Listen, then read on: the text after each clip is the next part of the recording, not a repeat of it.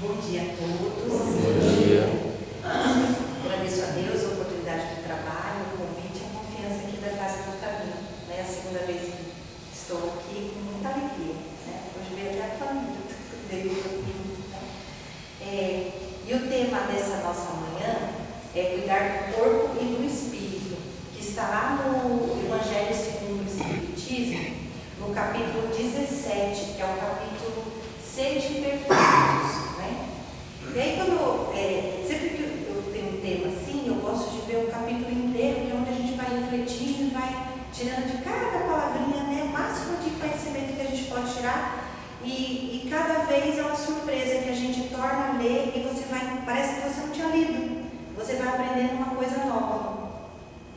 E aí, quando a gente olha lá, cuidar do corpo e do espírito, por que cuidar do corpo está no capítulo do Sede Perfeitos, que é o desenvolvimento espiritual nosso, Por o motivo da nossa encarnação, o motivo de estarmos aqui. E aí é isso que a gente vai conversar um pouquinho e refletir essa manhã, Essa correlação que tem de cuidar do corpo e de cuidar do espírito, E quanto um influencia no outro.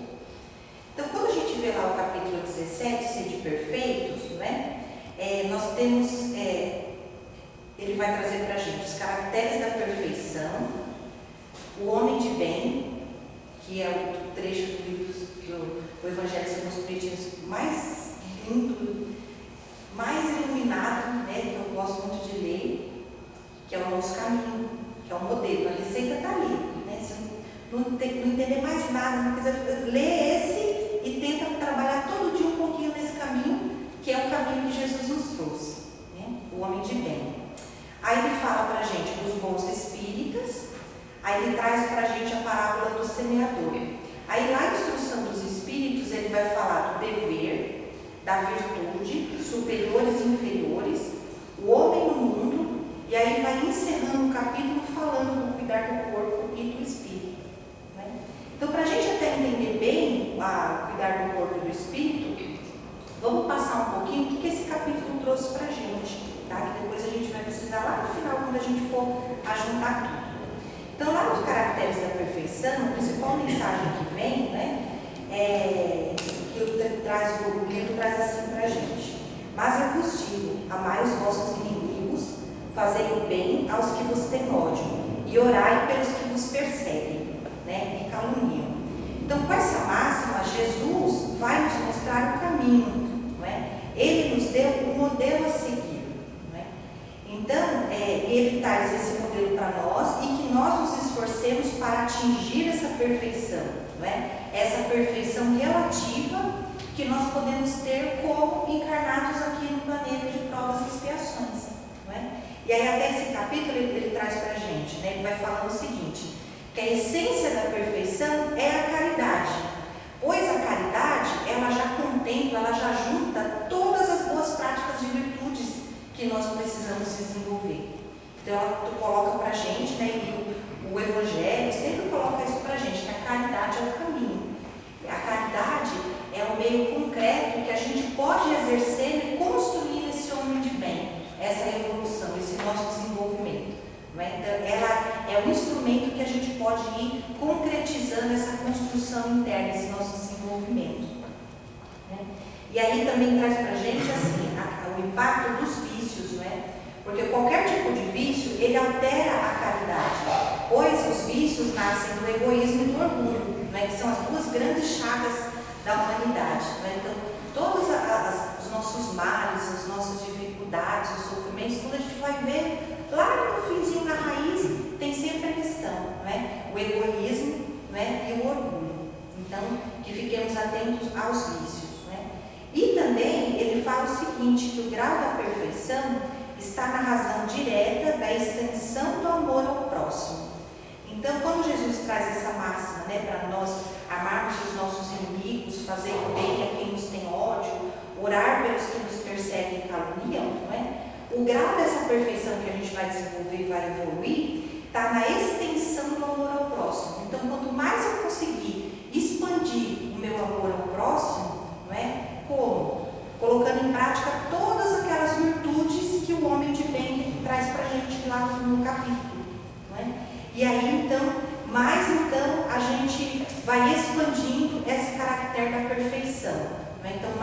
vai conseguindo nos transformar e buscar então sermos perfeitos como nosso Pai nos é.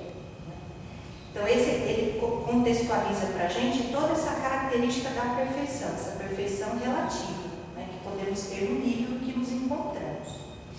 E aí, na sequência, ele traz para a gente o trecho que vai falar sobre o homem de bem. Né? Que o homem de bem é aquele que pratica a lei de justiça, amor e caridade na sua maior pureza. Né? Que frase mais completa. Né? Então, o homem de bem, ele vai praticar. Então, não basta só a gente conhecer. Né? E o Evangelho, ele sempre traz esse convite para a gente, para que a gente se transforme e transforme ao nosso redor, no ambiente onde a gente estiver, onde a gente puder, através das ações dessa extensão do amor, dessa extensão da caridade, a gente então ir cada vez mais aperfeiçoando essas habilidades, nessas nossas virtudes. E aí ele fala o seguinte também, resumindo, né, ele traz todo lá, eu destaquei algumas aqui que a gente vai vincular depois quando a gente for falar do corpo e do espírito. Aí ele coloca assim, então o homem de bem, não é? Então ele se autoavalia, ele se interroga para ver se podia ter feito algo melhor, faz essa autoavaliação que auxilia no desenvolvimento. Ele tem fé em Deus, ele sabe que as vicissitudes da vida são provas ou expiações que são benéficas para o nosso desenvolvimento.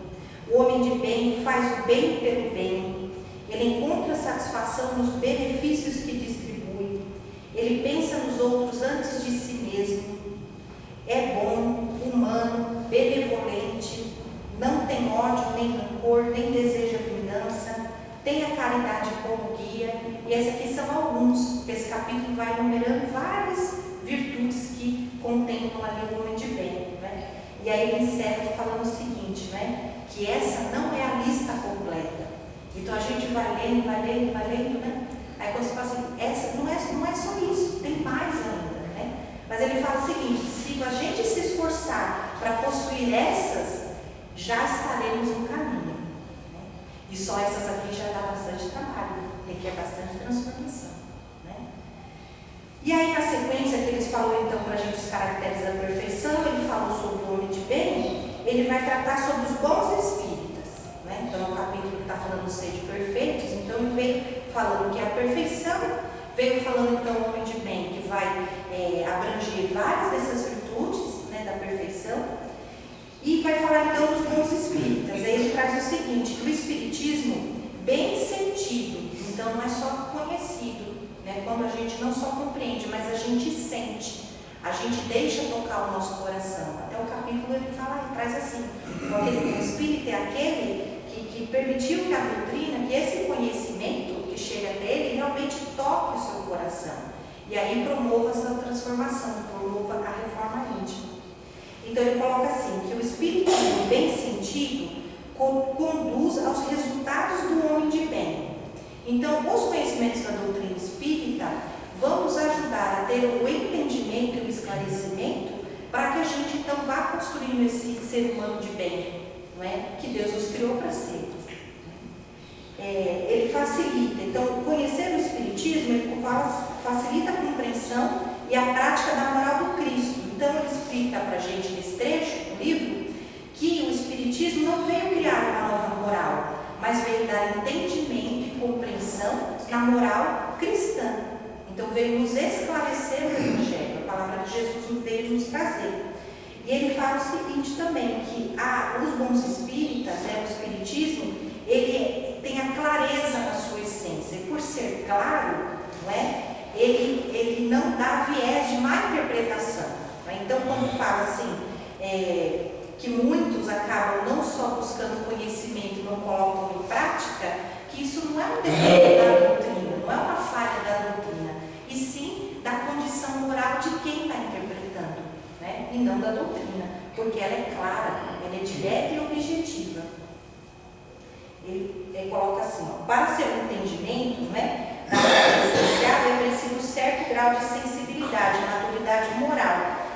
Ele coloca que, para nós entendermos a doutrina espírita, não é preciso nenhuma habilidade extraordinária, Então, tem a parte dos fenômenos, que basta ter os sentidos para acreditar. Então, a gente vê, né? Mas a parte da essência, o entendimento e a compreensão da moral cristã, é necessário essa sensibilidade, é necessário esse deixar tocar o coração, a gente permitir que esse conhecimento toque o nosso coração, e isso vai nos ajudar a favorecer a construção de uma fé concreta, a fé inabalável, né, que é a clareza que a doutrina nos traz, né, e o conforto, o consolo que ela nos dá quando a gente pode entender. Então, quando a gente vira um homem de bem, que fala assim pra gente, né, que entende que as vicissitudes da vida são provas ou expiações ao seu desenvolvimento, se a gente não tivesse conhecimento da doutrina, como é que a gente poderia encarar as dificuldades que a gente passa, todos têm, não é? Como olhar aquilo com uma certa compaixão e buscando tirar dali algo para que a gente possa aprender. Só a doutrina espírita traz isso para a gente, não é? Porque muitas outras religiões tratam isso como castigos, não é? Como que Deus está punindo, está castigando, e a pessoa não sabe por quê, mas nós conseguimos saber por quê, porque nós entendemos a lei de ação e reação. Então, em algum momento, a gente se conduziu de uma forma que nesse instante, então agora, você vai aprender com essa determinada lição.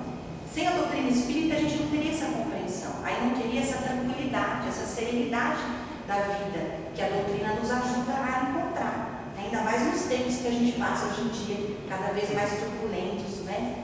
Onde a violência está tão afora, né? As pessoas estão nervosas. Né? Então, quanto essa serenidade é importante para a gente poder conduzir o nosso dia. E aí ele coloca assim, ó, reconhece-se o verdadeiro espírita pela sua transformação moral e pelos esforços que faz para dominar as suas más inclinações. Então, a gente, só da gente então já aceitar, deixar o nosso coração ser tocado, fortalecer a nossa fé, deixando ela cada vez mais forte e inabalável, não é? A gente então vai se transformando e a gente já reconhece as nossas más inclinações, isso é o autoconhecimento que a gente vai ter, então a gente vai poder corrigir. Então, se eu já consigo observar que esse não é uma escolha boa, eu já estou na vontade de muita gente, eu já sei que isso não é bom, então eu vou tentar me corrigir, seguir isso. Essa é a correção das más inclinações. E isso é uma clareza muito grande que muitos ainda não têm. Muitos ainda não têm. Na sequência, o capítulo traz para a gente a parábola do semeador, né, que é uma parábola muito linda, e ela, resumindo, ela traz para a gente um entendimento das diversas maneiras pelas quais podemos aproveitar o ensinamento do Evangelho, que ele vai falar lá da semente na estrada, da semente no pedregulho, da semente no espinho, da semente na terra boa, não é? E o quanto então podemos, sendo esse homem de bem, sermos terra boa, para quando tivermos um conhecimento, essa semente que chega até nós, realmente ela semear e frutificar, não é? E essa fé inabalável vai fazendo com que a gente torne essa semente que vai brotando, né, ser forte, não deixar ser afogada lá pelos espinhos, né, pela pressão da matéria sobre nós, né? Porque é o que fala lá da semente no espinho, né? Ele cresce, né? Mas o sufoco da vida material acaba aquela plantinha minguando, né? Então a nossa fé inabalável, a gente cada vez buscando com essas virtudes do homem de bem, nós vamos abrir o nosso coração para sermos terra boa, para que o conhecimento chegue, a gente se transforme e a gente possa multiplicar, não é? Que a gente possa multiplicar. E ele traz também as categorias dos espíritos, aqueles que vão muito só por curiosidade, pelos fenômenos, os outros que acham que é linda a doutrina, mas é para os outros, porque eu já sou muito bom, eu não preciso dela, né? E aqueles realmente que são os bons espíritas, então, que vão acolher esse entendimento, né? Vão deixar essa semente germinar e vão fortalecer para que essa semente germine no coração do nosso irmão. Lembra que a extensão da perfeição, ela vai estar na mesma amplitude que a gente deixar, então, o amor ao próximo se expandir, né? E aí vem a instrução dos espíritos. Então, ele contextualiza para a gente tudo a questão do que é perfeição, né? O que seria o homem de bem, o bom espírita, que seria um homem de bem, não é? Que a gente tem um coração aberto para ser a terra boa, e vem a instrução dos espíritos. E lá na instrução dos espíritos, ele vai falar para a gente sobre o dever, que o dever é uma obrigação moral, que o dever vem do coração e eleva o homem, né, quando fielmente observado, né? E que na ordem dos sentimentos é muito difícil de se cumprir o dever, porque muitas vezes o dever ele está contrário às soluções e necessidades materiais, né? Então, seguir o que é reto, o caminho justo, não é? Muitas vezes algumas pessoas não conseguem, por isso que é difícil, não é? É difícil. E aí ele fala o seguinte, que o dever ele começa no ponto em que ameaçamos a felicidade ou a tranquilidade do próximo e termina no limite que não desejamos ver transpor a relação a nós mesmos, não é? Aquele limite dos direitos e deveres de cada um, não é? E que o homem deve amar o dever, pois ele transmite à alma o ânimo necessário ao seu desenvolvimento. Então, a gente conhecendo o dever, amando o dever, sabendo que o dever vai brotar do nosso coração, dessa nossa consciência íntima, não é? O dever, o cumprimento do dever vai transmitir à nossa alma esse ânimo, não é? Essa energia, esse respiro para o nosso desenvolvimento, né? Isso vai nos inspirar, vai nos motivar a seguir um caminho reto, né? Não é coisa melhor que tem com a cabeça no travesseiro, né? Refletir no dia e falar assim, ai, pelo menos hoje eu não errei tanto, né? Ó, mas aquilo ali não foi muito bem, amanhã eu converso com aquela pessoa. E isso é todo dia um pouquinho, todo dia um pouquinho. Aí tem lá, aí ele falou do dever, falou da virtude, que a virtude é o conjunto de todas as qualidades essenciais que constituem um homem de bem. Então, ser bom, caridoso, trabalhador, sóbrio, modesto, são as qualidades do homem virtuoso. E que o homem virtuoso não faz alarde da sua virtude. Então, só se ficar se vangloriando que é virtuoso, já perdeu a virtude. Por quê? Porque daí você já foi orgulhoso. E o orgulho, lembra? Os vícios, eles bagunçam todo o fruto positivo que a caridade e o amor pode trazer, né? Então, ele fala assim, que a virtude ela é uma graça.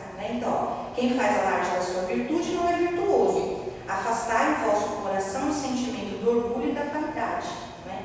Que a virtude é uma graça. Aí ele fala da questão dos superiores e inferiores, falando dessa questão, principalmente conforme eu estava lendo, dessa coisa que a gente lê e tira dali uma coisa nova, né? Ele fala muito, quando a gente pensa em superiores e inferiores, me lembrou muito aqui as relações de trabalho, né? As relações de trabalho, de delegação, e ele fala que a questão da autoridade é uma delegação e que dela será pedido contas a quem for investido. Então, quem tem alguma autoridade, tem subordinados, não é? Tem pessoas a liderar, vai ser cobrado dessas pessoas o que fizeste, né, da autoridade que eu te investi. Não é? Então, que quem tem essa autoridade embutida, porque a autoridade é uma missão nova e sempre direcionada para o bem, não é? Ele coloca assim, a autoridade, quem tem autoridade, a pessoa é encarregada de almas, né? A pessoa é encarregada de almas. Aí eu falei, meu Deus, eu trabalho lá no hospital, eu trabalho no Santa Marcelina Britânia. Meu Deus, tem 1.500 funcionários aqui. É muita alma, né? É muita alma. Né? E os subordinados também, ele fala da questão de como a gente vai amar o dever e sermos virtuosos, né? Na condição, então, de seguir alguém, o espírito, então, aqui a gente tendo esse conhecimento, a gente vai ser mais atencioso, vai ser mais resignado, vai ser mais caprichoso, porque isso seria uma prática de amar o dever, né, que foi nos atribuído. Né? Aí ele fala para o homem do mundo, que o homem do mundo, né, ele deve ter um coração com um sentimento de piedade, né, implorando assistência dos bons espíritos. Então, esse capítulo ele fala lá para a gente, purificai o vosso coração. Purificai o vosso coração. E a piedade, né, a questão da piedade, a piedade é uma chave do coração para abrir a caridade. Porque muitas vezes o que leva a pessoa a ser caridosa foi a piedade que chegou no coração. Então aquele sentimento de piedade abre aquele indivíduo para fazer o bem no próximo, porque ele foi piedoso. Então a piedade é um sentimento que abre muitas portas, né? E aí então você sendo caridoso, sendo bom, você vai evoluindo também. Então, o homem no mundo, então, purificar o nosso coração, e só purificando o coração também que nós teremos terra boa, né? Aí amarra lá quando ele falou da parábola do semeador. Quando a gente purifica o coração, a gente torna então terra boa para essa semente do Evangelho que vai chegar até nós. Então, para que a gente mantenha os pensamentos elevados, para quando nos encontrarem, né, esses que nós pedimos assistência, os bons espíritos nos encontrarem, possam lançar essas sementes que devem germinar no nosso coração para produzir os frutos da caridade e da justiça, né? E aí ele traz o seguinte, que daí a gente já vai começando mais especificamente a entender, cuidar do corpo e cuidar do espírito, né? Vivei entre os homens do vosso tempo, como devem viver os homens, sacrificai-vos as necessidades e até mesmo as frivolidades de cada dia, mas fazei-o com sentimento de pureza que as possa santificar. Então, o que esse trecho trouxe para nós? Que nós devemos viver entre os homens do nosso tempo, né? Entre os homens de nosso tempo. Então, e que nós, na sequência o texto fala assim, que nós somos chamados a estar com diversos espíritos diferentes, diversos níveis de evolução diferentes, de diversas culturas diferentes quando aqui encarnados estamos, né? Então, que nós devemos buscar estar sempre alegres e contentes, mas com a alegria da boa consciência e a aventura do herdeiro do céu, que conta os dias que o aproxima da sua herança. Então, é até essa alegria, não é uma alegria falsa, mas aquela alegria que lá o homem de bem falou, que a gente, o homem de bem, ele é feliz pelos benefícios que distribui. Então, só de você saber que faz o bem ao próximo, esse benefício é essa satisfação do seu coração, não é? Então, como você sabe que você já está satisfeito, a sua herança não é aqui na matéria, né? A tua herança é no céu, não é onde a gente tem que acumular os verdadeiros nossos tesouros, não é aqui na matéria, porque a gente não vai levar nada, muito menos o corpo, né? Muito menos o corpo. Então, nada façais sem que a lembrança de Deus venha purificar e santificar os vossos atos. Então, esse homem mundo, ele diz o seguinte, então, vivei entre os homens do vosso tempo, não é? E a cada ato da sua vida, eleve o pensamento a Deus. Seja um pensamento de pedido de apoio para uma tarefa, de uma bênção para uma tarefa executada, para que dessa forma a gente possa santificar os nossos atos no dia a dia. Então, devemos viver entre sociedade, né? E aí, ele coloca assim, ó, para viver sob o olhar do Senhor, seja preciso integrar, não imagineis que para viver sob o olhar do Senhor, seja preciso entregar-se ao silício e cobrir-se de cinzas, né? Que nós não imaginemos isso. Então, não é buscar a Deus se isolando no alto de uma montanha e judiando do próprio corpo, não é? Até porque Ele é o nosso instrumento de manifestação nesse mundo. Então, se eu tenho que viver com os outros, não é? Viver com os homens do vosso tempo, no modelo de vida que os homens têm. Se a gente se priva da convivência, a gente se priva de aprender. Porque as expiações, as provas vão estar justamente ali, nas nossas inter-relações humanas. O quanto que a gente vai aprender com cada um, né? Colocando nosso amor à prova, a nossa paciência, a nossa resignação, não é? O quanto podemos servir ao próximo. Adianta fazer caridade só para mim? Né? Eu querer o bem só para mim? Isso é o quê? Orgulho. Seria egoísmo. Então, eu me isolar, buscando só servir a Deus o tempo todo, isoladamente, eu estou sendo orgulhoso e egoísta. Eu estou privando as outras pessoas daquilo que eu poderia agregar na vida delas, né? Então, o homem mundo, então, vivei no tempo, junto com os homens do vosso tempo, né? E pense assim, ó, santificai todos os vossos atos, elevai sempre o pensamento a Deus em todas as suas ações, em todos os momentos, né? E aí a gente se conecta, né? Com Deus, com os amigos, os bons espíritos que vão também nos apoiando, nos ajudando, né? Porque estamos aqui tutelados, né? Estamos aqui tutelados para estarmos aqui, muitos trabalharam para que a gente tivesse essa oportunidade de desenvolvimento, né? Então, ó, sedes felizes no quadro das necessidades humanas. Então, procurai a felicidade mesmo nas nossas necessidades humanas. Mas que a vossa felicidade não entre jamais no pensamento um ato que possa ofender a Deus, ou fazer que se vele a face dos que vos amam e vos dirigem. Né? Então, que a gente buscando essa felicidade, mas não tendo um pensamento mau, não é? O que poderia ofender a Deus ou que deixasse envergonhado por todos esses que lutaram junto conosco para que a gente tivesse essa oportunidade de estar aqui, né? E aí entramos no cuidar do corpo e do espírito, né? E aí eu vou resgatar tudo isso que a gente comentou no capítulo, que é muito importante, porque é o capítulo que veio dizer para que a gente buscar essa perfeição relativa. Então, a perfeição espiritual, ela advém da maceração do corpo. Então, esse capítulo do trecho, né, cuidar do corpo e do espírito, começa com essa pergunta. Será então que a perfeição do espírito, ela vem com a martificação, a maceração do corpo? Né? E o texto é bem objetivo. Não.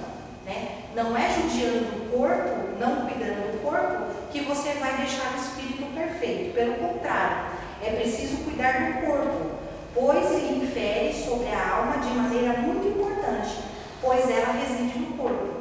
Né? Então, o corpo deve estar são, disposto e vigoroso. Quando a gente olha o corpo, e aí a gente vai na questão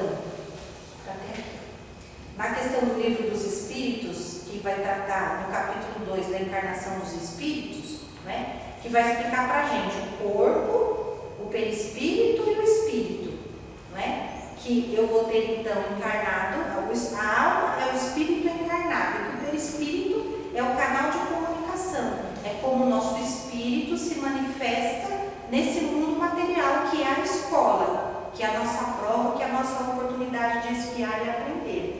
Então, se nós não tivermos um corpo são, disposto, vigoroso, como eu vou manifestar as minhas virtudes do espírito? Ou como eu vou poder trabalhar e melhorar essas minhas más inclinações, as minhas imperfeições? Então é preciso do corpo. Né? O corpo é o nosso instrumento de manifestação no mundo material. É a roupa que precisamos nesse nível em que vivemos, nesse nível de vibração, onde nós estamos aqui para aprender. Então ele é extremamente necessário e precisa ser cuidado, tanto quanto cuido do meu espírito. Tá? Então ele fala assim, façamos uma comparação. Aí ele pega e explica para a gente assim, né, que existem 3 linhas e todas elas são violentas, né, para o indivíduo. Então teríamos as setas que martirizam o corpo e só querem vangloriar o espírito. Mas aí eles judiam muito do corpo. Né? Vocês já viram que tem na Índia que tem as pessoas que eles vivem isolados na montanha, quase não comem, não se alimentam, ficam muito doentes, né? Seriam esses ascetas, né? Que era só elevar o espírito e não dar nenhum cuidado para a matéria, para o corpo. Tem os materialistas que é ao contrário, né? Que dão total valor à matéria e ignoram a existência do espírito. Para eles só existe a matéria. Acabou, fechou os olhos, acabou. Né? Então são 2 totais extremos. E entre eles existem os indiferentes, que não têm nem convicção e nem paixão. Né? Então, onde estaria essa melhoria? Nenhuma dessas partes. O livro coloca para a gente que é nenhuma dessas partes. Então, não adianta nem martirizar o corpo, nem só demoniar a matéria, digamos assim. Né? Tem que ter um caminho do equilíbrio. Então, o Espiritismo veio em auxílio para demonstrar as relações existentes entre o corpo e a alma, que são reciprocamente necessários, e é indispensável cuidar do corpo e da alma, que é o espírito encarnado. Então é indispensável cuidar de ambos, né? E aí o texto coloca assim: amai, pois, a vossa alma, mas cuidai também do corpo, instrumento da alma.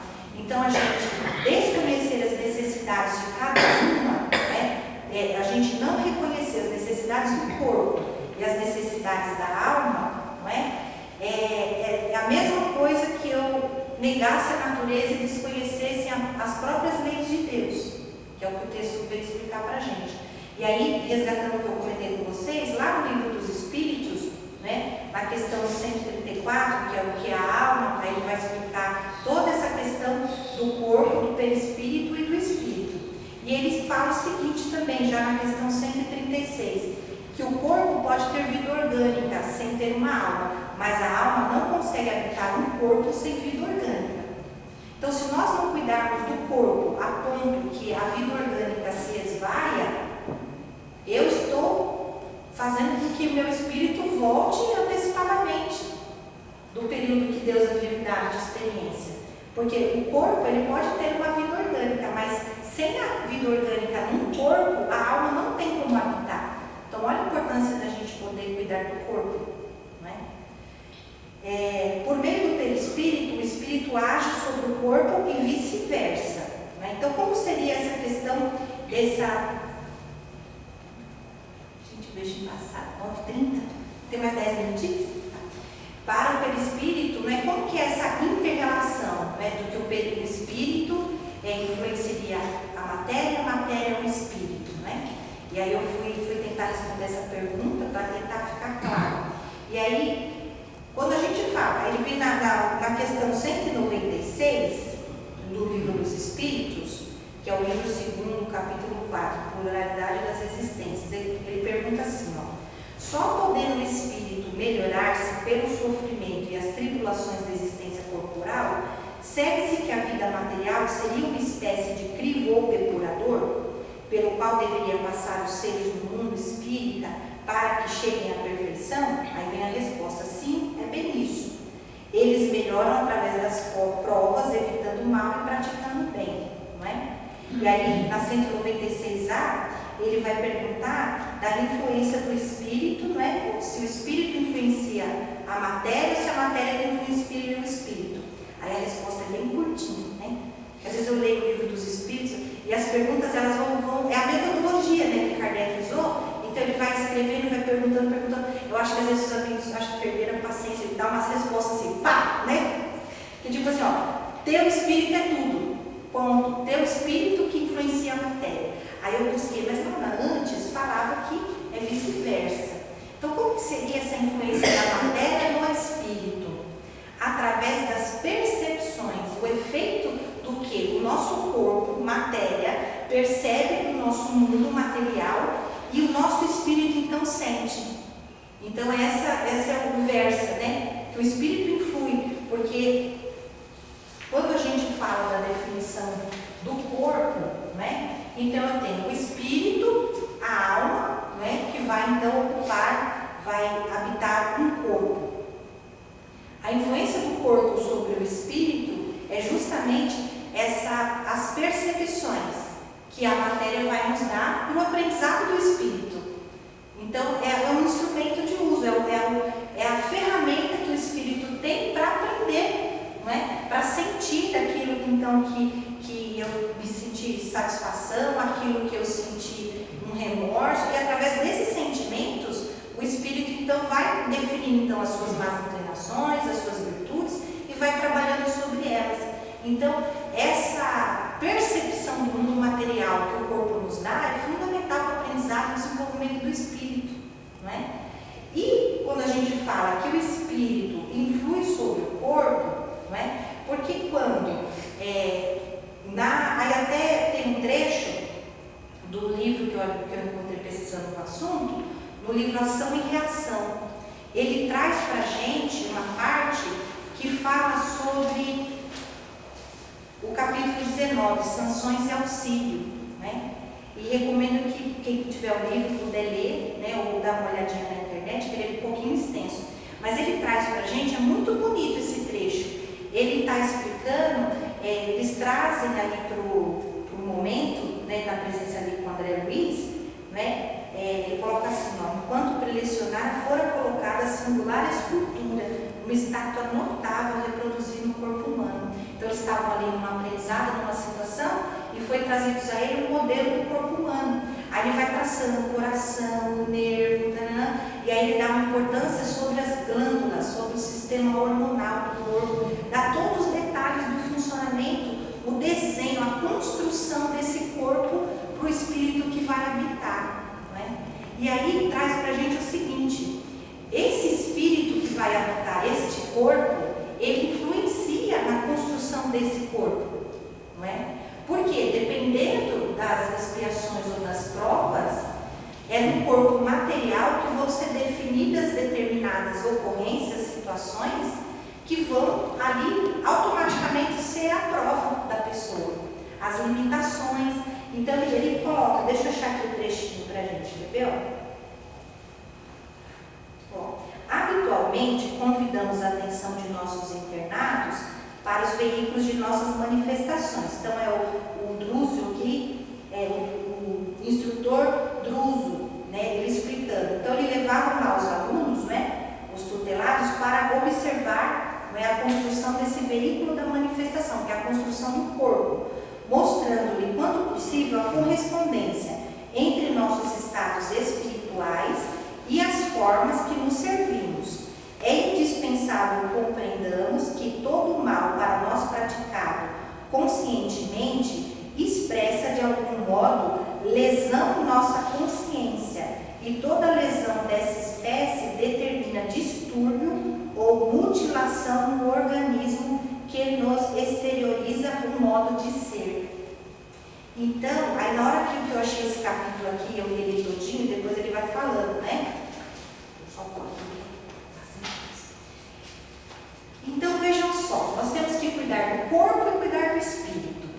Se nós não cuidamos em corpo, não pensarmos em cuidarmos da alma, nós podemos então ter essas lesões na nossa consciência. Então quando a gente não pratica o bem, a gente vai carregar então algo a espiar lá na frente. Então hoje, deixando de cuidar da minha alma, estando aqui encarnados, eu estou comprometendo o meu corpo futuro. Meu corpo futuro, porque se eu levar essas lesões na consciência, elas depois vão ter que ser expurgadas e colocadas aonde? No meu corpo lá do futuro. Porque nós, né, eu acho que essa não é a nossa última encarnação, né? A gente ainda vai encarnar muitas vezes ainda, não é? Então, se eu deixar de cuidar da alma, se eu deixar de cuidar, de buscar ser um homem de bem, de amar o dever, né, de buscar ter virtudes, tudo que esse capítulo trouxe para a gente de sede perfeitos, eu estou como almas encarnadas, cuidando então de evoluir o meu espírito. E o espírito evoluído vai poder me trazer nas próximas encarnações um corpo perfeito, um instrumento que possa na próxima me ajudar a desenvolver e crescer mais ainda, não é? Então é uma coisa só. Cuidar do corpo e cuidar do espírito é uma coisa una, não é? Porque influencia totalmente no outro, né? Eu achei isso lindo também. Isso eu já tinha lido esse capítulo, não tinha visto, né?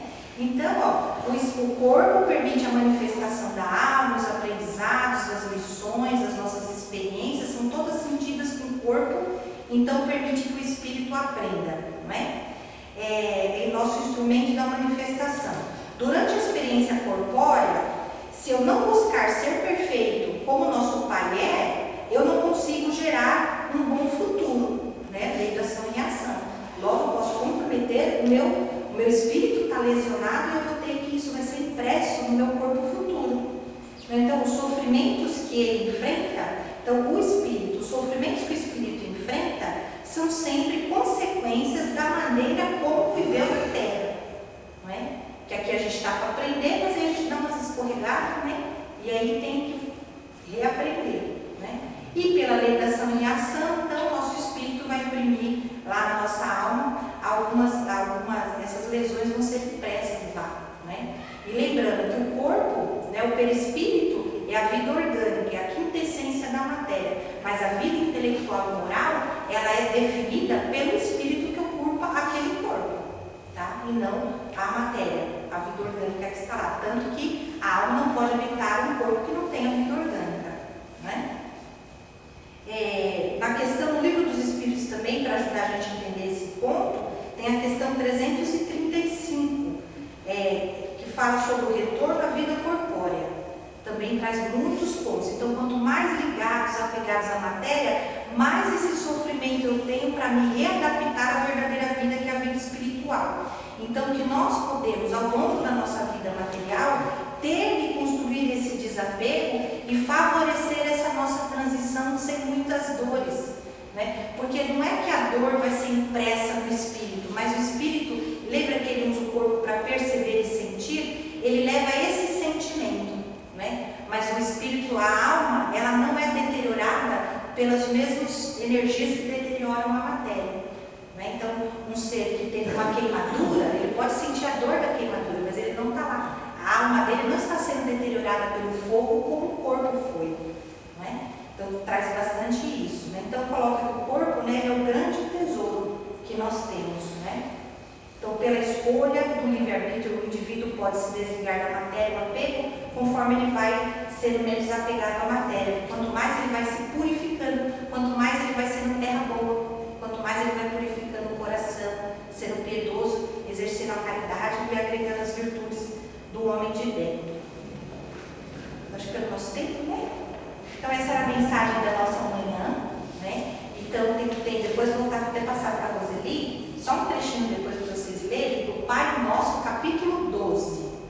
Pensasse nisto, que ele traz o corpo como tabernáculo, porque finalizando o capítulo do Livro dos Espíritos, ele fala do Evangelho, ele fala assim, que nós não devemos culpar o nosso corpo pelos maus comportamentos do nosso espírito. Ah, porque a carne é fraca. Não, a carne não é fraca, é o espírito que é, né? Não é a carne, é o espírito.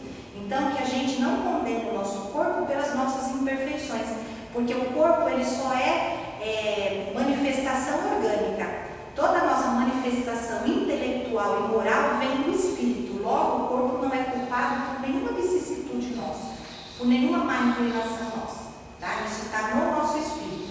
E aí, esse capítulo 12, lá do Corpo Nosso, fala sobre isso. Né? Ele puxa um trecho de Pedro, chamando o corpo de tabernáculo, né? De templo. Né? Então, visto a importância que o corpo tem. Então, devemos dobrar, humilhar, martirizar o nosso espírito, não o nosso corpo. Né? Porque é somente se transformando, evoluindo, se modificando, é que a gente vai poder, então, cada vez buscar ser perfeitos, como o nosso Pai é. Né? Então, o único meio de tornar o espírito dócil à vontade de Deus é o único que conduz à perfeição. É a gente trabalhando, transformando o espírito. Né? E valorizando, então,